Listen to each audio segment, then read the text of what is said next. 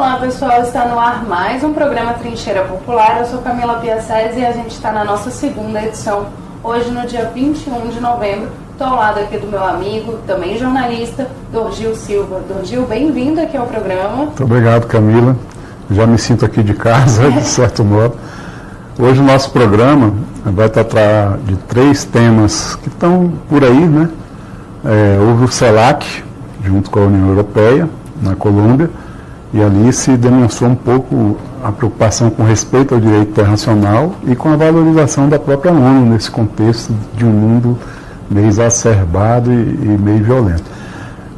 Nós temos também, vamos destacar um pouco, algumas resoluções do Conselho de Segurança da própria ONU, que é um órgão diretivo lá e que, quando não passam as coisas por lá, elas ficam mais complicadas. E o principal ponto do programa é um conceito novo, relativamente novo, que tem surgido aí a partir dos anos 2000, de guerra híbrida, que é um tipo de agressão, um tipo de tentativa de desestabilização que usa vários recursos. A gente vai tentar desenvolver esse ponto por aqui também. O programa Trincheira Popular apresenta um resumo das principais notícias do Brasil e do mundo, incluindo comentários, opiniões, história, cultura. É uma realização da TV Comunitária de Brasília, com a parceria entre o Laboratório de Dados Brasil e a Top Editora. Este programa divulga matérias para segmentos populares assalariados, as pessoas que atuam como se fossem empresas. Inclui-se as desempregadas, as que pouco têm além de um fio de esperança em poder ser consideradas gentes, iguais às outras. Enfim, é dirigido a nós que trabalhamos pela obtenção de dignidade, decorrente da nossa própria luta pessoal e, consequentemente, coletiva. Uma vivência com valor, afastando todo tipo de violação. Além de tudo, informar que as trincheiras populares sempre se organizaram em busca de relações econômicas, jurídicas, sociais e políticas justas entre indivíduos e nações. Por vezes recuaram, mas nunca saíram das ruas, praças e dos campos. Colocando questões e dilemas, exigindo ações, respostas, nossas trincheiras vêm, há muitos séculos, produzindo grandes pensadores, líderes, dirigentes, organizadores, militantes, cientistas, artistas, políticos. Uma história de tenacidade, persistência, altivez, orgulho. Vamos contá-la um pouco aqui também. O LabDados Brasil pesquisa informações em mídias de todos os continentes, especialmente as que revelam situações opressivas aos direitos humanos e aos povos, buscando visões críticas e projetos que grandes meios de comunicação não publicam. A Top Editora destaca conceitos e ações que incentivem a comunhão, a distribuição adequada do trabalho e da riqueza, realça os valores teóricos, organizativos, políticos e ideológicos que promovam o respeito e a solidariedade entre as pessoas e os países. Então nós vamos chamar o primeiro vídeo que fala dessa reunião que teve na Colômbia, né? Os países latino-americanos e do Caribe, com alguns países da União Europeia, um bocado de países, mais de 50, estiveram para discutir lá essa questão da colocação de equipamentos e navios de guerra no Caribe e discutindo a situação de segurança no mundo como um todo. E fizeram algumas resoluções, o presidente Lula esteve lá e falou uma frase interessante, e vamos ouvir o que ele disse agora. O presidente do Brasil enfatizou a necessidade de respeito ao direito internacional. Somos uma região de paz e queremos permanecer assim. Democracias não combatem o crime violando o direito internacional. A democracia também sucumbe quando o crime corrompe as instituições, esvazia os espaços públicos, destrói famílias, desestrutura os negócios, disse Lula. Falando, né, dessas questões, Dorgil, como é que está acontecendo? Como é que está sendo tudo? O que acontece é que nesse encontro lá, eles fizeram uma declaração final muito importante também sobre o direito internacional e o crime organizado transnacional. E a gente tem um vídeo sobre isso. Os países da América Latina, Caribe e União Europeia reafirmaram os valores da cooperação e respeito mútuo, inclusive no combate ao tráfico ilícito de drogas, fortalecendo diálogo, coordenação e assistência técnica nos desafios. A importância da valorização da ONU foi reconhecida com destaque durante um encontro latino-americano caribenho europeu na Colômbia. Os líderes políticos, nesta cúpula, enalteceram a multilateralidade consagrada no respeito ao direito internacional e nos princípios e valores da Carta das Nações Unidas, rumo à governança mundial inclusiva, transparente e democrática. Com relação à CELAC e a reunião caribenha, o que a gente tem que observar principalmente é que a ONU é uma instituição que não está sendo devidamente valorizada, o respeito ao direito internacional que a ONU tenta preservar nem sempre está sendo assegurado. Nós vimos aí as ações de Israel, vimos várias ações dos Estados Unidos, vários bombardeios, sem que isso seja discutido pela ONU e aprovado pela ONU, inclusive com resoluções contrárias a esse tipo de agressão. Então, os países da América Latina estão reforçando a necessidade do respeito ao direito internacional e a valorização da ONU como uma estratégia e como uma necessidade para que o mundo possa trilhar num caminho de paz. A questão também que eles destacaram muito, e tem a ver com o fortalecimento da ONU, tem a ver com a questão do respeito ao direito internacional, é uma visão de mundo que observa a comunidade internacional como pares, como pessoas, como países, pessoas jurídicas, estados, que estão em igualdade de condições no mundo. Essa noção é a noção do multilateralismo, que foi bem reforçado nesse encontro.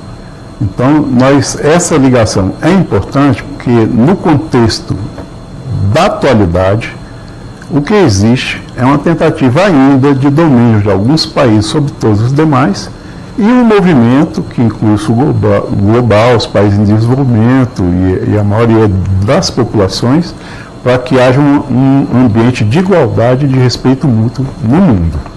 Vamos ao próximo. A resolução do Conselho de Segurança da ONU, dia 17, reforçou pontos do plano de paz apresentado no cessar-fogo. Destaque-se a criação de uma força militar internacional e a perspectiva de criação de um Estado palestino. O plano americano produziu um cessar-fogo considerado frágil. A ONU conferiu mais segurança. China e Rússia sinalizaram dúvidas.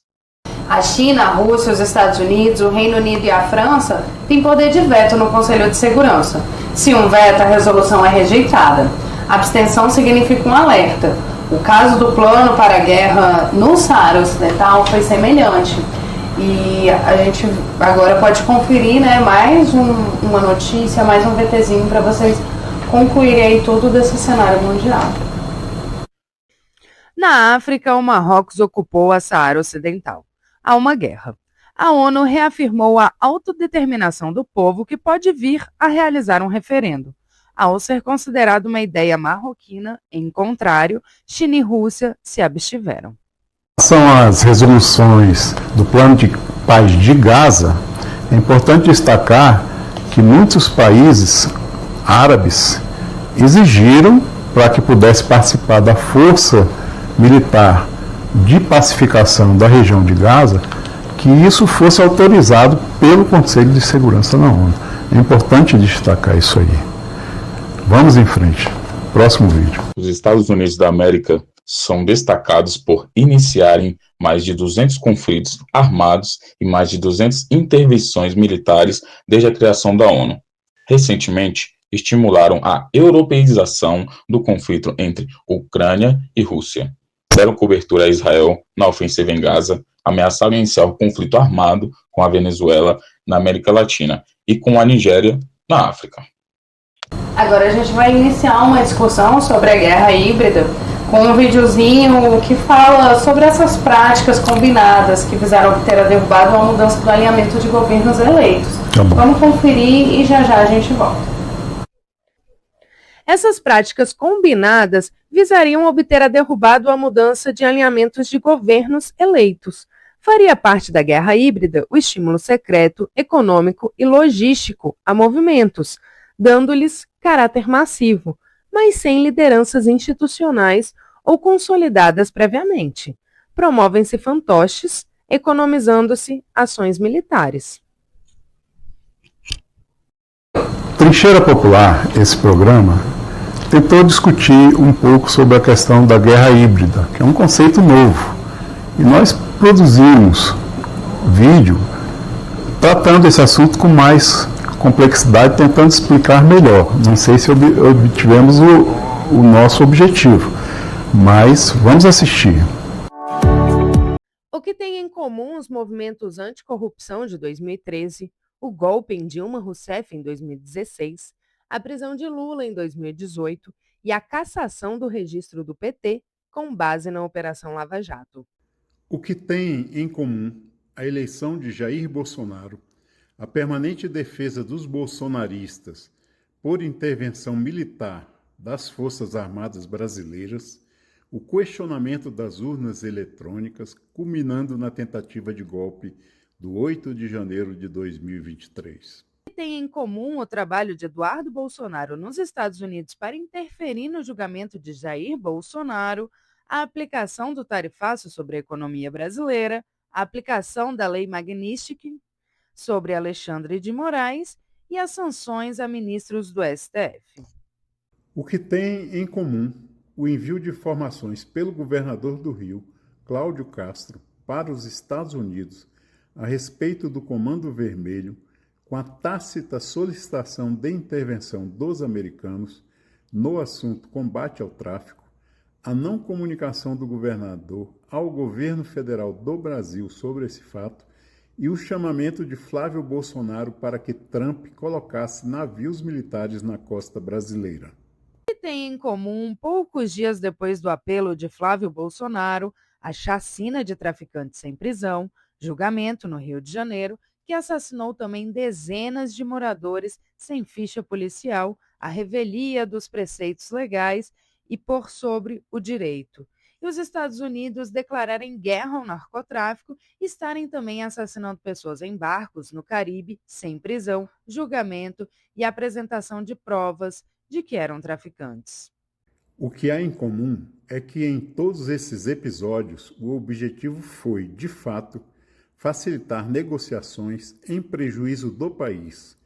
Isso ocorreu com a precarização do setor petrolífero e energético em geral, o aumento da exploração do trabalho com a retirada de direitos sociais, sindicais e trabalhistas, a criação de clima de ignorância dos direitos humanos, sociais e políticos, inclusive a deturpação do sentido da liberdade, independência e soberania nacionais.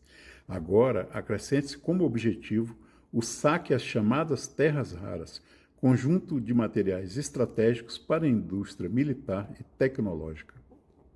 São os mesmos ou semelhantes objetivos de questionar as eleições de Maduro na Venezuela e atribuir a uma opositora sem voto e estimuladora de um golpe de Estado o título de Nobel da Paz. No caso da Venezuela, o objetivo é ficar com o petróleo e, para isso, tem de deslocar o sentimento de nacionalidade e soberania venezuelana representada no governo e na eleição de Nicolás Maduro. Esses fatos, que parecem isolados, estão interligados e compõem um cenário do que é hoje conceituado como guerra híbrida. Para nós, do Trincheira Popular, guerra híbrida é um conjunto de operações realizadas por um país com o objetivo de expandir sua soberania e controle além das fronteiras de seu próprio país e obter vantagens cada vez mais lucrativas para aqueles que tentam dominar a economia e os negócios. Para isso, é preciso obter e manter supremacia sobre outros países e sobre outros povos, incluindo ameaças militares, ações executivas, legislativas e judiciais para estabelecer politicamente crimes não cometidos, tentar livrar os verdadeiros criminosos, tentar controlar opiniões na chamada grande imprensa, tentar controlar o que é difundido ou não nas redes sociais. Aí se incluem as sanções econômicas que impedem a liberdade e a soberania, dificultando a economia de países em desenvolvimento, o livre comércio e a livre concorrência em condições iguais, mesmo nos marcos do capitalismo e da globalização. Tudo isso visa o alinhamento de governos, partidos e lideranças com essas políticas. Os recursos de guerra tradicionais e as operações militares de invasão são substituídos por assassinatos, prisões e sanções seletivas, realizados às vezes por grupos internos, impondo a vilanização da maioria do povo trabalhador e desempregado, sem afetar significativamente as forças dos países imperialistas e destroçando a defesa do país atacado. O recurso à guerra híbrida é uma estratégia que considera a dificuldade de vitória militar sobre um país quando esse país está unido em defesa de sua própria soberania, de seus trabalhadores, de seu povo, de sua economia e de sua cultura. Para a estratégia da guerra híbrida, é preciso estimular desvalores, como competição desleal, corrupção do serviço público, consumismo e egoísmo, com correspondente rompimento da empatia com as demais pessoas. Mantendo-se na contramão, reprimem-se valores como a camaradagem, o companheirismo, o compartilhamento de riquezas, a alegria coletiva, a educação e a cultura emancipadora em geral e, especialmente, a solidariedade entre os povos. Um professor de geografia, o De Luca, uma gravação que ele fez para o nosso programa. Sou Luca, professor de geografia em São Paulo, e acho que a situação na Venezuela é tremendamente perigosa. Acho que a gente vive uma situação daquelas que é ensinada nos livros de história, que a gente ensina em sala de aula sobre o passado, sobre a Operação Condor, sobre o golpe no Brasil. São situações que entram para a história com a crueldade e covardia dos Estados Unidos, né? É claro, isso é algo que acontece com alguma frequência. Não é o governo Trump que fez isso pela primeira vez.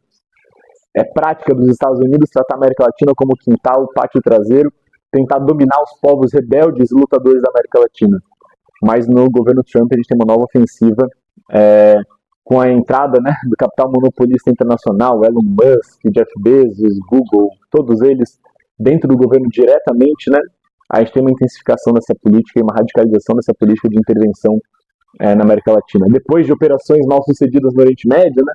Depois da brava resistência do povo palestino, do Irã, contra bombardeios americanos e israelenses, os Estados Unidos voltou para onde eles estavam perdendo o controle e para onde eles têm maior domínio e menor resistência, que é a América Latina. Intensificando embargos contra Cuba, que tem que ser sempre denunciados, que prejudicam a qualidade de vida, inclusive a própria vida do povo cubano, embargos contra a Venezuela, e agora essas novas operações daí, que são um escárnio perante a comunidade internacional e a democracia e soberania dos povos, né? Estamos falando de embarcações matando venezuelanos a sangue frio, operações sanguinárias no Mar do Caribe, que tentam, primeiro, desestabilizar esses governos. A derrubada de Petro, a derrubada de Maduro e, provavelmente, essa intensificação contra o governo Lula, contra todos os governos que tiverem qualquer política, e não precisa ser uma política anti-imperialista, qualquer política de descontentamento ou discordância com a expoliação completa dos recursos naturais brasileiros, da água, do petróleo, do ouro, das florestas, de tudo que a gente tiver, e todos os outros países vão ser atacados pelos Estados Unidos nessa fase mais grave de crise econômica, mais grave de desespero que o Império vem enfrentando. Hoje, eles estão optando por isso.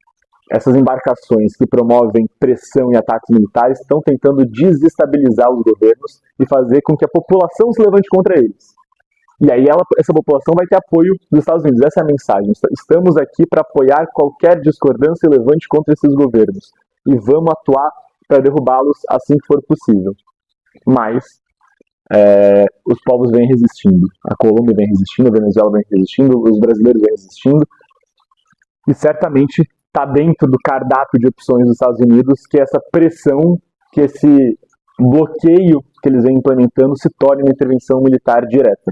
Ainda não é opção, mas certamente está no cardápio de opções do governo Trump e, sobretudo, do capital monopolista, do capital da indústria bélica nos Estados Unidos.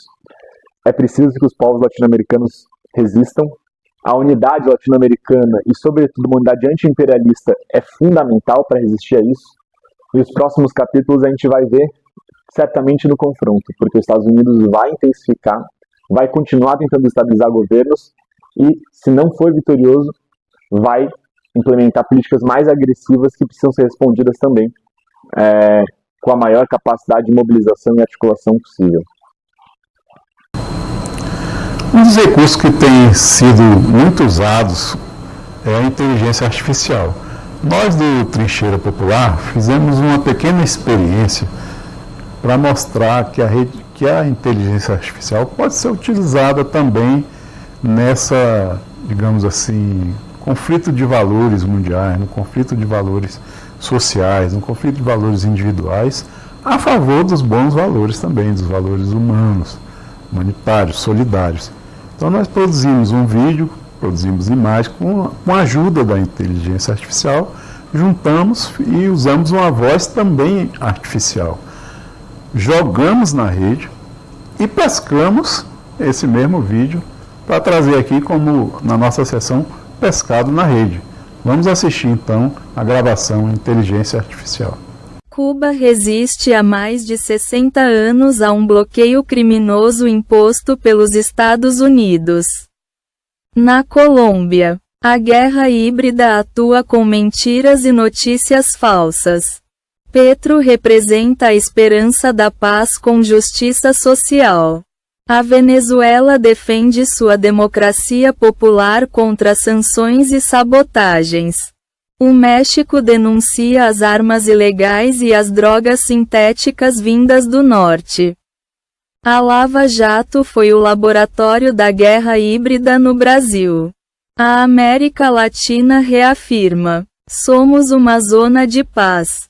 Lula, Cristina, Castilho e Jadue, todos vítimas do lawfare judicial. As tarifas de Trump são parte da guerra econômica global. Na Palestina, o mundo assiste a um genocídio ao vivo. No Irã, assim como no Iraque, as mentiras tentam justificar guerras injustificáveis. A África exige reparação pela escravidão e aponta caminhos de esperança. Os BRICS simbolizam a construção de um mundo multipolar e pacífico. Nossa, muito bacana aí a inteligência artificial, né? Inclusive eu gostei das imagens.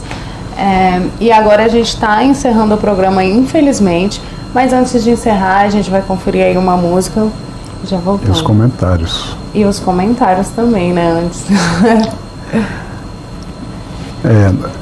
Como um comentário final, eu gostaria de destacar que existe uma dificuldade muito grande no meio empresarial, multinacional e nos países centrais entre os interesses de saque, né, de todos os países, de saquear os países, saquear as riquezas, diminuir o valor do trabalho, explorar mais o mundo do trabalho para construir mais lucro e mais riqueza, às vezes sem muito sentido.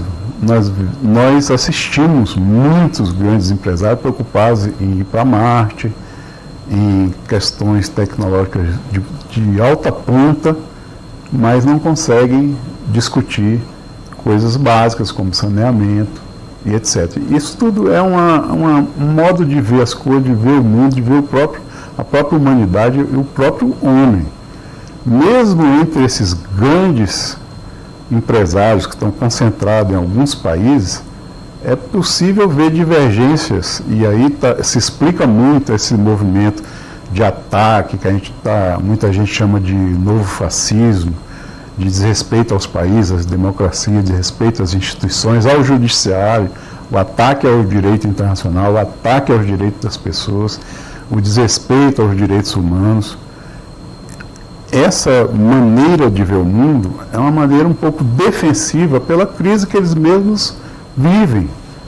Quando, nos países democráticos, com as eleições, com a participação popular, com a organização social onde existe, eles perdem terreno de valores e as riquezas, a exigência é que as riquezas sejam cada vez mais repartidas dentro dos países, entre as pessoas e entre os países, entre aqueles que podem colaborar mais e aqueles que podem colaborar menos, mas os que podem colaborar mais estão saqueando cada vez mais, porque no ambiente democrático eles têm que dividir valores. Essa é a grande disputa que existe no que a gente chama aí da direita, né, e que reflete no mundo todo e que constrói, para surpresa de muitos, esse ambiente de ataques, como o genocídio que aconteceu agora em Gaza, uma coisa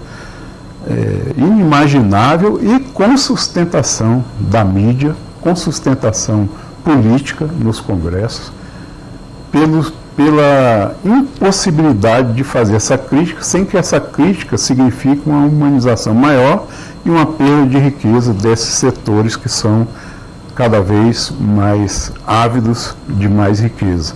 Então o mundo hoje se divide majoritariamente entre aqueles que têm interesse no mundo do trabalho, aqueles que trabalham, aqueles que querem viver uma vida digna, não é uma vida rica, não é uma vida luxuosa, não é uma vida altamente confortável, com coisas dispensáveis, mas que preferem viver uma vida digna e distribuir essa vida digna para toda a humanidade.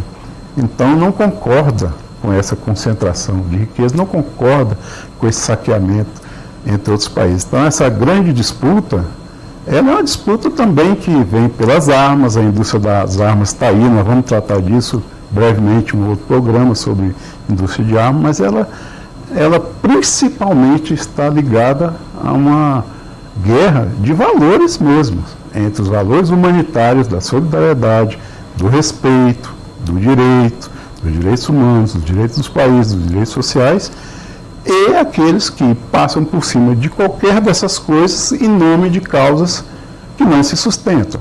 Essa chacina do Rio, por exemplo, para você combater o tráfico, tem que matar 130 pessoas, sem direito a julgamento, sem comprovação do que cada uma fez, matando inocentes, igual foi feito com esses ataques a barcos ali nas águas do Caribe, que não se sabe quem morreu, não há matéria que diga quem morreu, o que fazia, se eram realmente traficantes ou não, simplesmente faz-se a revelia dos direitos, a revelia de qualquer situação. Então, o que o mundo vive hoje é, de um lado, a visão da multilateralidade, de incluir os países do Sul na distribuição das riquezas, do respeito às democracias, do respeito aos valores, e, do outro lado, aqueles que sabem que com esses respeitos, com essa consideração, eles perdem riqueza e perdem a própria vida, porque a vida que se tem em cima de um genocídio, um país que pratica um genocídio, que vida que tem, né? Então são valores básicos que estão em conflito, mas também há os conflitos armados, e os países que defendem seus valores humanitários sabem que precisam estar atentos à sua defesa armada, a avançar na tecnologia para se defender, para construir um mundo de paz também. Esse é o meu comentário. A guerra híbrida demonstra a dificuldade por um mundo que, entre os que defendem os valores humanitários, tem armas também, tem poder também e se articula também, e aqueles que querem atacar isso aí não veem as condições de atacar diretamente, porque há uma reação, vai haver uma reação que eles não dominam, então eles começam a promover ataques híbridos, ataca via imprensa, ataca via rede social, destrói valores, destrói pessoas, assassinam, golpeiam, e por aí vai. Isso é a conclusão que eu chego desse programa. Onestino Guimarães, após a 6ª prisão durante a ditadura militar, não foi mais visto desde outubro de 73. Desapareceu no Rio de Janeiro, aos 26 anos. Era o presidente da União Nacional dos Estudantes. O diretório da Universidade de Brasília e uma ponte com a arquitetura de Oscar Niemeyer, também em Brasília, consagram o seu nome. Em breve, em circuito comercial, poderemos ver o filme sobre sua vida, na percepção do diretor Aurélio Miquiles, com produção de Nilson Rodrigues. Uma biografia sobre Onestino foi escrita por Bete Almeida. A Comissão da Verdade chegou à conclusão de sua morte, por violência sofrida sob custódia do Estado, sequestro, tortura, execução extrajudicial e ocultação de corpo.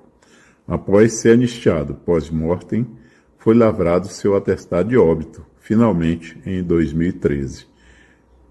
Um inédito histórico processo, conduzido pela ANB, conferiu a Onestino o diploma de geólogo, recebido por familiares. E agora, depois de toda essa análise, né, hora de uma música para a gente já ir aí para a finalização do programa. Boa tarde. Boa tarde, pessoal. E vamos de música.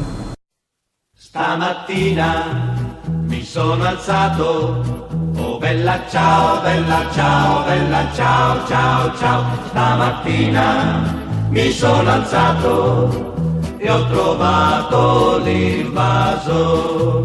Oh partigiano, portami via, oh bella ciao, bella ciao, bella ciao, ciao, ciao. Partigiano, portami via, che mi sento di morire. E se io muoio da partigiano, oh bella ciao, bella ciao, bella ciao, ciao, ciao. E se muoio da partigiano, tu mi devi seppellire e seppellire lassù in montagna. Oh bella ciao, bella ciao, bella ciao, ciao, ciao. Seppellire lassù in montagna, sotto l'ombra di un bel fior. Tutte le genti che passeranno, oh bella ciao, bella ciao, bella ciao, ciao, ciao. E le genti che passeranno ti diranno che bel fior. E questo è il fiore del partigiano. Oh bella ciao, bella ciao, bella ciao, ciao, ciao. Questo è il fiore del partigiano, morto per la libertà. Questo è il fiore del partigiano, morto per la libertà. Questo è il fiore del partigiano.